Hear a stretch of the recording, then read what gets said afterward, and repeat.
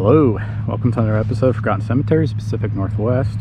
Today we're at West Union Cemetery, located in Hillsboro, Oregon, Washington County. Alternative names of the cemetery, just one, West Union Baptist.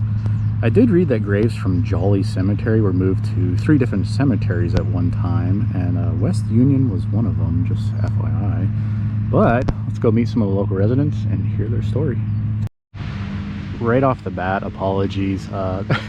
This cemetery is so loud as far as traffic and construction crews, so I was like, oh, I'll go Thanksgiving morning, you know, nobody will be out, traffic will be light, there'll be no construction, and I'm sure you can hear it in the background that there's 2 city employees wood chipping right next to the cemetery, so apologies. I just can't catch a break with this one, so we'll see how it goes.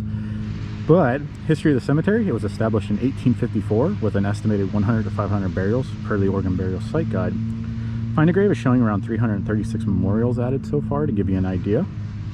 The church and cemetery are from David T. Lennox donation land claim. The West Union congregation was founded in 1843 by a group of Oregon Trail immigrants. By 1844, they would meet up with David Lennox. They would meet up at David Lennox's cabin. This would make it the first Baptist church formed west of the Rocky Mountains, apparently. And that was the church you saw in the beginning. I guess that's the original location of David Lennox's cabin. In 1848, they did develop plans to construct a church, but got delayed for a couple of years. At this point, David Lennox donated part of his land for a church and cemetery to be built. A carpenter named William Kane was contracted to build it, and he did it for the price of $1,500. And I guess he did it with only hand-sawn lumber, so that's pretty crazy. On Christmas Day in 1853, the church was dedicated by a Reverend Ezra Fisher. I guess the congregation dissolved in 1878. I'm not really sure why. Couldn't find a reason. From there, the church sort of just sat there for several decades and was cared for by the Oregon Baptist Convention. Then, in 1980, for some reason, people decided they wanted to go to church again, apparently, and services are still held to this day in that church. The church is the oldest Protestant church building standing west of the Rockies, from my readings. Apparently, the cemetery is claiming to be the oldest in the state. I will say, history-wise, this may be the most loaded one to date. We have a captain of one of the first wagon trains to cross the Rocky Mountains, a daughter of a Native American tribe in Nez Perce, Portland's first white child born, apparently, a Confederate soldier, and we'll hear about the cursed Meek's Cutoff story. So hopefully we can find all these headstones, get these cool stories to you. So this skyscraper in front of you belongs to the Emery family. We're more interested in James Emery, and he's listed on there. Maybe you'll see him during the tour. I figured we'd just start off with the oldest birth year per the headstone date in the cemetery, and that belongs to James Emery. Born in Fife, Scotland, I hope I'm saying that right, in 1782, well known for one of the oldest universities in the world, apparently. The University of St. Andrews, established in 1413. I'm not 100% positive, but when I did my research on him, it appears he did a service in the War of 1812 under the 26th Regiment of the PA Militia. Showed a pension, and a widow was listed as a woman named Elizabeth Embry. And James's wife is listed as Elizabeth Embry in the records, so I believe that's her. Turns out there's also a Captain Robert Embry's company, 26th Regiment, Pennsylvania Militia, so perhaps they're related, or maybe he served under that command. Robert is buried back in PA, though. And here is David Thomas Lennox Sr., that wood chipper. Born in 1807 or 1802 in Catskill, New York. There was conflicting birth years in the record, but on the headstone it says 1807, so we'll go with that. But in his early life, he became an orphan. Couldn't find much on his parents or when they died. David, though, would leave Catskill at the age of 18 and land in Kentucky to work on a plantation. And wouldn't you know it, he had a thing for the farmer's daughter and married a woman named Louisa Swan in 1826. Shows the couple moving in 1829 to Rushville, Illinois. Today you can visit the Schuler Jail Museum, home to one of the largest genealogical records in the area if you ever come through Rushville, Illinois. Don't imagine you will. David served as a school teacher for a bit, then moved again in 1840 to Todd's Creek, Missouri. Shockingly, he and his wife thought the land wouldn't be productive enough, and they decided to go on to Oregon. Apparently, he heard a speech from a guy named Peter Burnett and got inspired because Peter would help organize the first major wagon train to Oregon. David was so inspired, he signed up to join Burnett to prep for the journey to Oregon. A little bit on Burnett, had sort of a dark history, and yo, when I saw this guy, I got a Ghostbusters 2 vibes. I mean, remember the guy Vigo, the Carpathian, what I think that was his name? I don't know, he just looked just like him. It was a little creepy. Anyways, when he landed in Oregon country, he became the Supreme Judge of the Provisional Government of Oregon.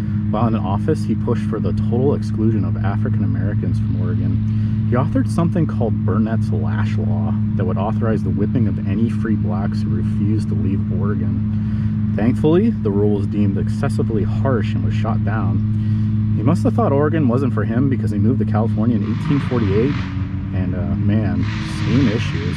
This time, his target was the Native Americans, but did still try to exclude blacks from California.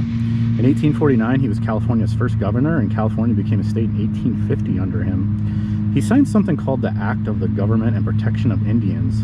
Sounds kind of peachy, right? Like, I was like, oh, maybe he turned a leaf. Not exactly. The act enabled the enslavement of Native Californians and ultimately led to the genocide of them. In 1851, Burnett gave a speech, and he says, quoted, that a war of extermination will continue to be waged between the races until the Indian race becomes extinct must be expected. While we cannot anticipate the result with but painful regret, the inevitable destiny of the race is beyond the power and wisdom of man to avert. End of quote. I guess the policy would award 10 to 25 US dollars for evidence of dead Native Americans. At this point, the feds would be like, all right, that's enough, and would fight Burnett's administration. On top of this, he was a big advocate for Chinese Exclusion Act. This is word for word from Wikipedia when I looked this up. It reads, the Chinese Exclusion Act was a United States federal law signed by President Chester Arthur on May 6, 1882, prohibiting all immigration of Chinese laborers. Building on the earlier page of the Act of 1875, which banned Chinese women from migrating to the United States, the Chinese Exclusion Act was the first and remains the only law to been implemented to prevent all members of a specific ethnic and or national group from immigrating to the United States. But with all that said, let's rewind back to April 9th, 1843. Burnett was originally the captain, but would resign of that Oregon wagon train we talked about earlier, and Lennox would actually take over, thus making David captain of the first wagon train that crossed the Rocky Mountains. His family was settled in what we know now as Hillsboro, Oregon, where we are today. And the church we saw earlier, that's where David's original cabin sat. David actually didn't die here, as he moved to eastern Oregon at one point. He died in 1874 and was buried at Blue Mountain Cemetery. His grave was like apparently lost and then rediscovered in 1924, and his remains were moved to right here, West Union Cemetery, in 1960. He organized several schools and churches and served as a judge and justice of the peace. Well, what was supposed to be a quiet morning, man. God, it's action-packed this morning. We got wood chippers, we got cops flying by with their sirens on. Jeez. So here we have John Henderson Brake Jackson. What may be the most 80s action moving sounding name in this cemetery. I just thought it was awesome.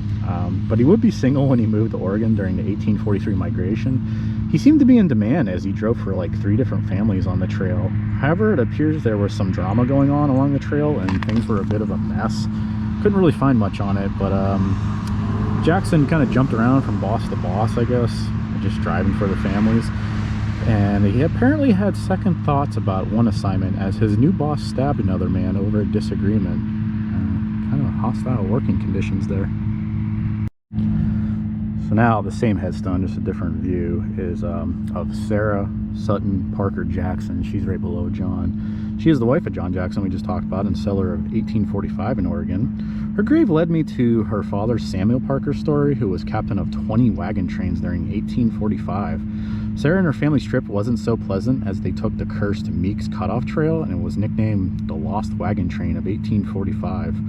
So during the year of 1845, there were anticipated Indian attacks happening on the commonly used northern road of the Oregon Trail. I read that Cayuse tribes were the culprit, and the famous Blue Mountains were bad enough already. So with that said, there was a man named Stephen Meeks, who was a fur trapper, well known throughout the community and served as a guide in the wagon trains, often leading people who hated Oregon to California. So he was kind of a link for that. he saw all this concern about Indian attacks going on, XYZ, people worried about the Northern Oregon Trail. He gets the brilliant idea to guide people along an old trapper's path through central Oregon to the Dalles and then to the Columbia River. This area would be desert country at the time and untraveled by wagons, untested if you will. And people definitely believed him due to his experience. There was no question there. He's a pretty popular guy. He persuaded 1,000 people with 200 wagons that this would be the safe trip. I did find a map, kind of hard to see, but you can see the Northern Trail on top, the famous Barlow Trail we talked about at Barlow Cemetery, and finally Meek's route in the south. So there would be 4 companies of 50 wagons. Just so happens Sarah's father, Samuel Parker, was one of the captains. So upon splitting up for the main train, Meek's 200 wagon group would encounter problems already. Journals show that they would be driving over hard black volcanic rock and oxen were giving out. One of the journals was actually from Samuel Parker, and here's a few entries from him. It's kind of funny. August 26th, very rocky and hilly. August 27th, bad road. August 28th, bad road. August 29th, very bad road. August 30th, rock all day, poor grass, more swearing than you ever heard. September 1st, the worst road you've ever seen a wagon go on. So, great start to Meek's magical cutoff route. A day behind was Captain Riggs' group, and they were already encountering issues themselves. There's a famous grave of Sarah King Chambers that is still visible today, who died along the Oregon Trail September 3rd, 1845. Hope you're not teary-eyed, but Sarah's husband would stay behind and carve a headstone while the rest of the King family moved on. They left him with a saddle and a horse. He found a flat, smooth rock down by the river, and it took him a day to carve it out for her. And luckily, Sarah's husband did eventually catch up with the family and wagon train, so he made it. At this point, Meek was all over the place with his directions, apparently, rerouting the trains, naming creeks that weren't even on the correct watershed, just all over the place. It was becoming evident. They're like, this guy doesn't know what he's doing. So, food, water, supplies were becoming scarce, as you can imagine. A mysterious disease started popping up, causing fevers in the train from the drinking water. Typhoid fever would strike the camps. Coincidentally, remember the group that took the normal trail? They kind of split off from Meek. They weren't experiencing any of this. Everything was great. They're all singing songs. They're like, yeah, life is great. And as far as the other train, keep in mind, they're still in the desert, and it's very hot. To their luck, a local Indian came across them who was hungry. I guess they gave him a meal and told them about their troubles. He pointed over to a water source, and this basically saved them from dehydration, so they almost all died. The train would eventually reach a location where they had to cross the Deschutes River. Someone goes on to warn Joseph Meek that a father who lost 2 sons along the trail intended to kill him. The guy was like really fired up, like he was ready just to murder this dude. Meek would make his great escape and abandon the train at that point, as a mountain man named Black Harris would assist the settlers in crossing the river. There's been estimates of around 23 people that died along the Cutoff Trail. I also read upon arriving to the Dalles that 25 more people died. They were just in such a poor shape. So of those people that died along the trail, one was Sarah's mother and 2 siblings. However, Sarah's father would go on to be a Speaker of the House in Oregon and a postmaster in Salem. A very bold claim here, in case it wasn't a giveaway, is of Amelia Johnson Clemens, and claiming to be the first white child born in Portland, Oregon. Only info on her was that her father built the first cabin in the area of Portland in 1842 and was occupied by the original moonshiner of Oregon, William Johnson. You can find out more about that story in my Kinder Cemetery vid. Her obituary also states that she was born in that cabin in 1844. However, there's some debate out there if she truly was the first white child born in Portland area. She did have 2 brothers, but there's literally 0 records available during that time of where and when they were born. So, pretty cool find, if true. And interesting headstone here. We'll talk about his wife in a second, but we're talking about George Wood Squire Ebert, born in 1810 in Kentucky, and our earliest visitor to Oregon, I believe. Interesting guy. The reason Squire is in there is because when he was 8, there was a rampaging cow, and it got into the family's house for some reason, and it was just like kind of tearing stuff up. George, at the age of 8, would shoot and kill the cow, earning him the nickname Squire. At the age of 13, he got an apprenticeship as a machinist. However, with only 3 months left on his 7-year apprenticeship, he decided to elope with a woman against his mom's wishes. His mother would refuse to attend the wedding, so he called it off. He would go to the Rocky Mountains in 1828 and got a job with the American Fur Company. George was a fur trapper and what you classify as a mountain man. He actually visited Oregon in 1833, guessing part of his job travel back then as a fur trapper. I read that he worked as a blacksmith for the famous Whitman mission at one time. He would move in 1839, first living in Marion County in Champouy, and would be the first white settler in that area, apparently. Later on, he moved to the Hillsboro area at some point.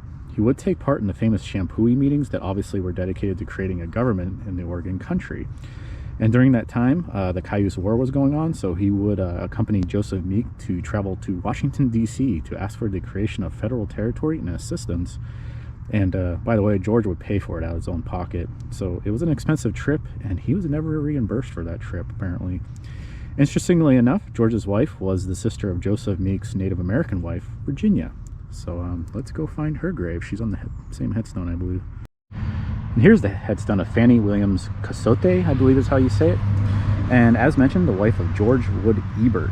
She was born in Idaho in 1811. Looking her up, she comes from the Nez Perce tribe, and her father, Thunder Eyes, is listed as being born in Idaho, Oregon, or Washington. They're not really sure. No info on her mother other than her name was Feather Earrings, but Fanny is listed as being born in Idaho as well. I did find an original territory map of the tribe, and hopefully that's accurate, but the green section is territory and the orange is reservation from what I read. And I did find one more specific one for the local Oregonians to check out that I'll pull up. Looks like Fanny and George had 3 children together. Way in the corner, we have the grave of Evelyn Bones, classified as the first grave in the cemetery. However, found a grave is showing James Thomas Lennox dying in 1849, who was only 7 months old. Before that, there's Catherine Jane Cahoste Wilkins. And we talked about the Native American Cahoste family a bit earlier. I know a massacre in that. Catherine is listed as dying in 1848 at the age of 38. So basically, Catherine, who was of the Nez Perce, may be the first burial here and of Native American heritage. Alright, have the grave of Thomasonix Oxton here.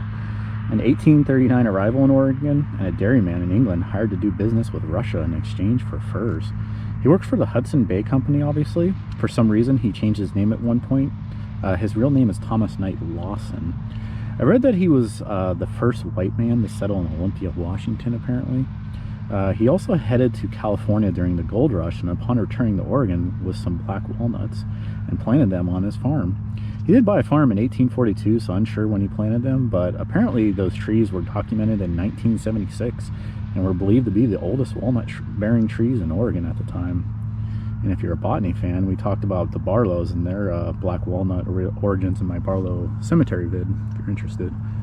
Very hidden and jammed in the bushes is the headstone of Samuel M. Mtunstall, a Civil War veteran and a Confederate soldier serving in Company B of the 14th Alabama Infantry. So we have our first Alabama vet.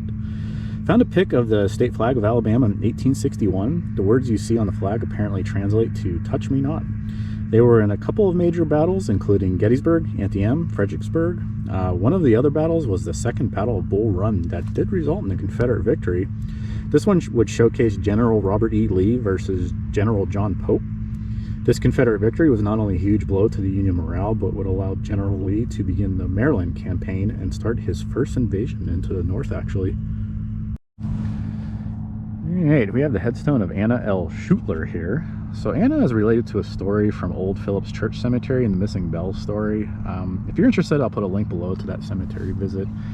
Anna here died at a very young age, but in a nutshell, the Phillips Church was built in 1898 and burned down in 1938.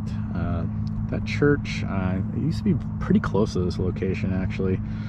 Apparently there was a string of arson in the area during that time, and churches were the target for some reason. Per the Helvetia website, the church bell was given by Eliza Shuttler in memory of her daughter Anna, who was killed in an accident near the church, with the request that they be rung each year on the day of the accident. After the church was destroyed, the bell was donated to Pacific University in Forest Grove, allegedly. If you watch that video, I contacted Helvetia and Pacific University with no luck in discovering the final location of that bell. Pacific U said they had no records that they know of. In addition, no bell of that magnitude in their collection. So who knows where the final resting place of the bell is. It could be sitting in someone's garage for all we know, or in a basement, or maybe in a church basement somewhere. There is another individual here named Elizabeth Shute, who had a daughter named Maddie Agna Shute, who died at the age of 16. And a sad story that Elizabeth, the mother, would become so overrun with sadness, I guess she became emotionally and mentally unstable. However, she would be very involved in the maintenance of this particular cemetery, and I didn't see any relation to the Shuttler family. So I'm not sure if this is the young girl from that Bell story at the cemetery up the road that we talked about, Old Phillips Church Cemetery, but cool find. Here is Noah Lecce, I think that's how you say their last name, born in 1852. Headstone reads Company K, the 5th Infantry, USA. That's the first thing I noticed, as there was no state listed, but it was a bit confusing and new to me. I did find he served in this unit in 1870 to 1879, so post-Civil War. So looking up the 5th Infantry, its history goes back to 1808, and their nickname was the Bobcats. It looks like during the decade where Noah served, the USA was engaged with the American Indian Wars, more specifically the Red River War, Great Sioux War, Nez Perce War, and Bannock War. The 5th has served in just about every American-based war, and currently they are listed as helping with the global war on terror. So a unique find here. Alright, so this is of Kenneth LeRoy Carpenter Sr. and a bonus grave, not really a pioneer, but hands down one of the most important people of the cemetery. And the reason is he's a Cleveland Browns football player who was born right here in Oregon, Seaside more specifically, in 1926. Played halfback and flanker positions with a few teams, but let's face it, the greatest team in all sports, Cleveland Browns, is the only one that matters. Kenneth served in World War II with the U.S. Navy. After that, he attended Oregon State University, which I believe you can see on his headstone right there in the corner. There's a little OS. Must have made an impression because he would be drafted in the first round by Cleveland. In his rookie year, Cleveland won the championship. As a Browns fan, I definitely not seeing that in our future, but I hope I'm wrong. I swear we're a cursed franchise. Alright, time for the tour, but here's the big church. And a pretty cool sign right there. I'll let you guys read it for a little bit, but Lennox's original cabin, I believe, if I remember right reading. Take a little tour. Thankfully that wood chipper went away. I think it was loud earlier, and then all the sirens and police cars. I was like, man, what is going on this morning? It's supposed to be a quiet holiday morning. Apparently not. Oh yeah, here's the Ebury. Gigantic behemoth of a headstone. Masonic symbol. If I could get out of the shot, maybe you could see it.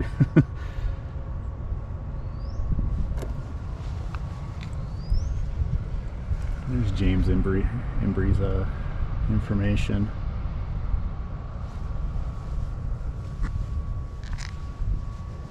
What else we got here?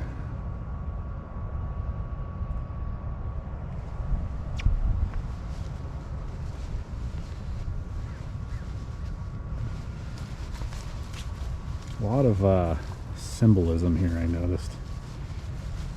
Stop at Lennox's headstone because it's pretty unique. I talked about him earlier.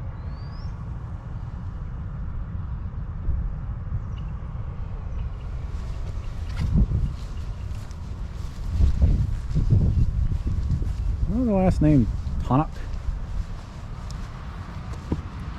But no information on him that I could find.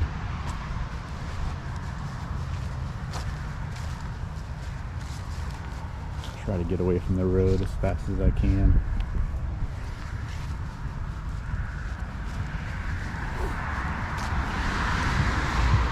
Looks like there's a little bit of vandalism here.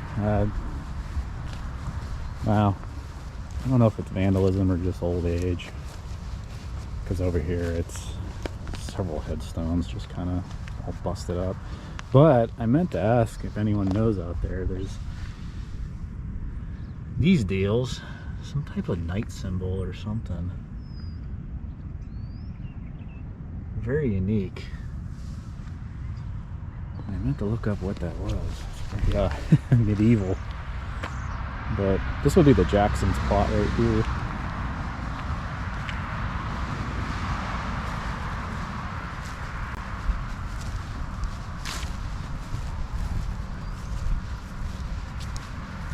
line. This one looks like it cracked and someone repaired it.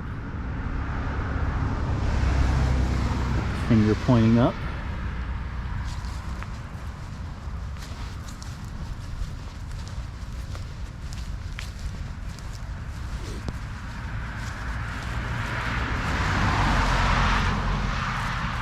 Born in Germany, right here. Didn't see anything on him.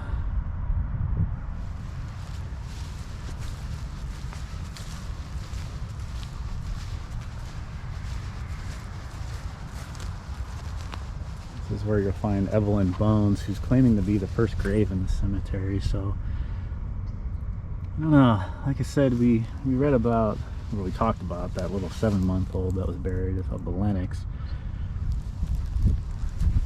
But maybe they mean like the first headstone in the cemetery, maybe? Confusing. But cemeteries are very confusing when it comes to years and claims, let's face it. This one I cannot read, but looks like a very old school weeping willow type of carving, doesn't it? Not like the ones we usually see.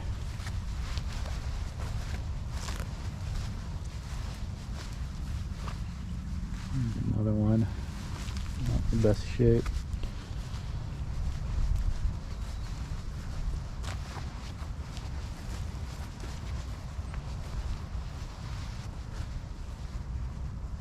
There's natives to England. Oxton. Now we talked about Thomas.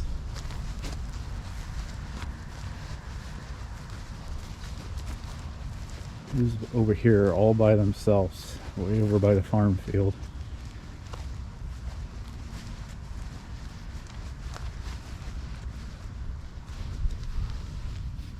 Clarence Gardner, Private U.S. Army, Oregon. Oh, okay. The lonely area of the cemetery.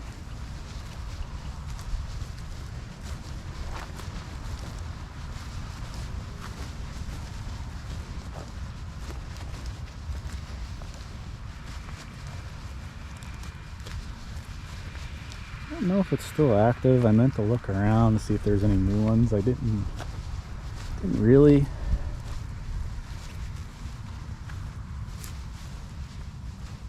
These ones are older too, but no information on them. Kind of withering away with time, unfortunately.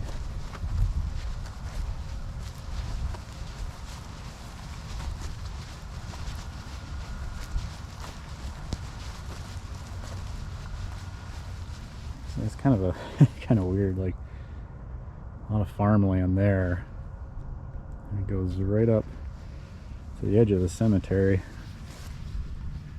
So we got David Dapp here. Didn't live that long.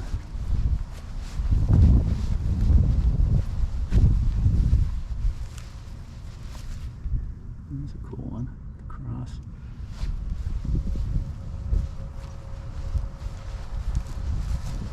I'm glad it finally kind of quieted down.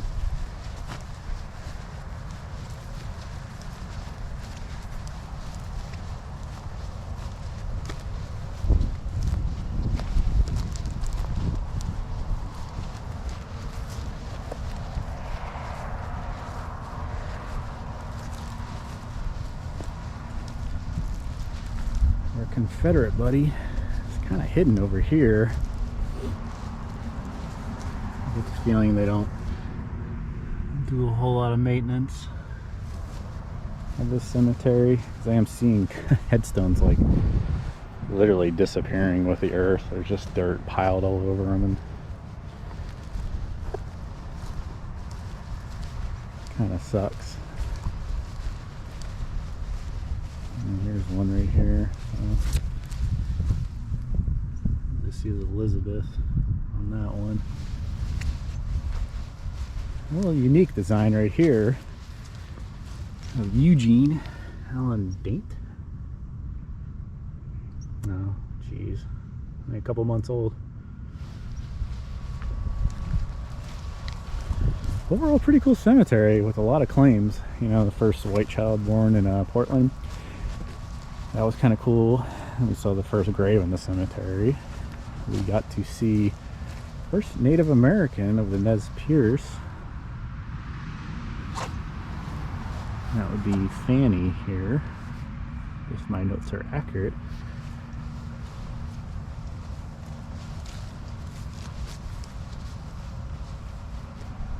Reading up on her mother and father, that was kind of neat. Her mother's name, Feather Earrings, I believe. And I think her dad's name was Thunder Eyes, I want to say. Quite the history here, along with Anna L Shuttler. Don't know what happened to her, and don't know if that bell is related to her story, the one that was donated to the church to be rung in her honor every year in remembrance. Did see Fuegi here. We saw that at Phillips Old Cemetery, that last name. It's very popular.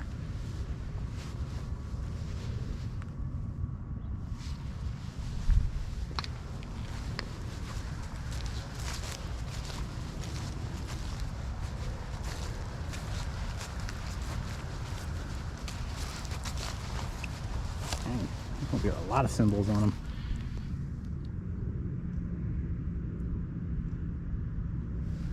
Can't make them out though.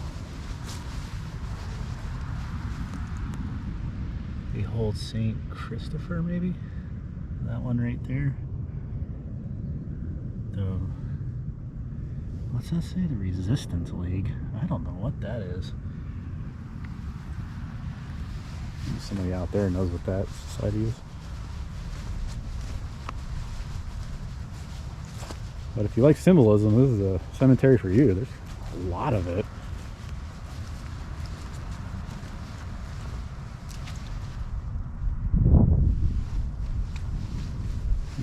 Here's that knight symbol again. I wonder if that has some type of religious meaning.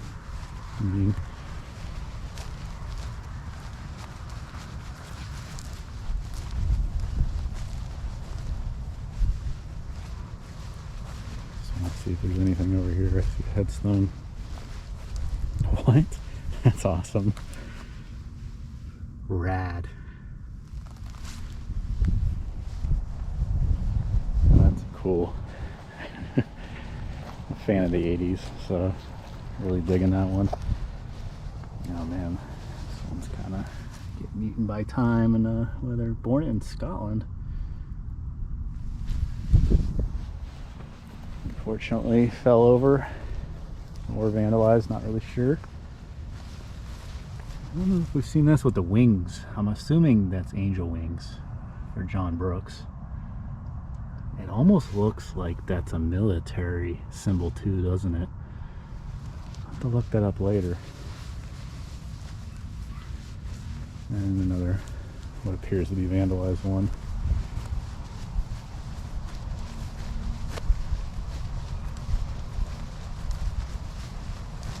It's a bit of an odd thing over here. Just randomly these circles with numbers on them. No writing other than numbers, but it looks like something used to be here, some type of memorial.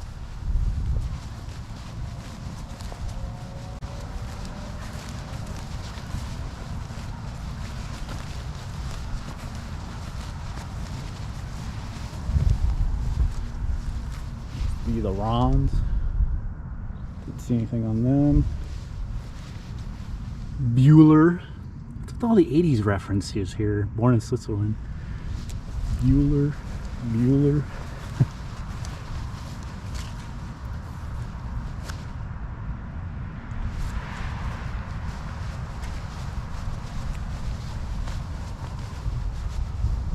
Very surprised to find a Cleveland Browns player was buried here as well. Check out that last name, Falkenberg.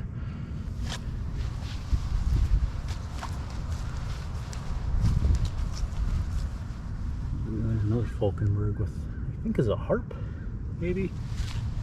And there's another one, Falkenberg with a harp.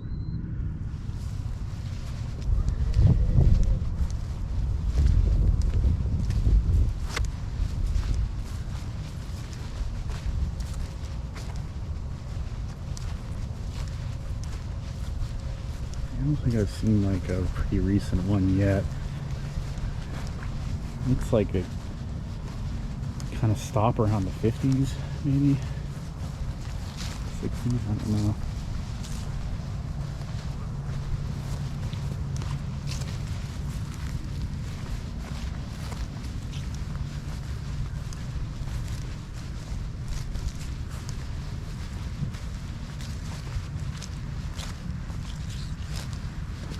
And there's this. It's like this whole plot of concrete, and then there's some busted up areas, but not really sure what that was. Maybe it belongs to the Chute family, because there is these little guys once in a while.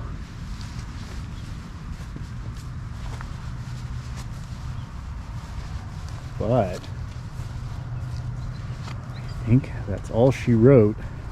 Speaking of 80s references. Was Murder, She Wrote 90s? I'm not really sure. But there's the church right there. I hope you guys enjoyed this one. There's a lot of history here, and I'm glad we had sort of a quiet day finally. If you have any other recommendations for other cemeteries to visit in Oregon or Southern Washington, feel free to comment below. Hope you enjoy this one, and have a good one. Stay safe out there.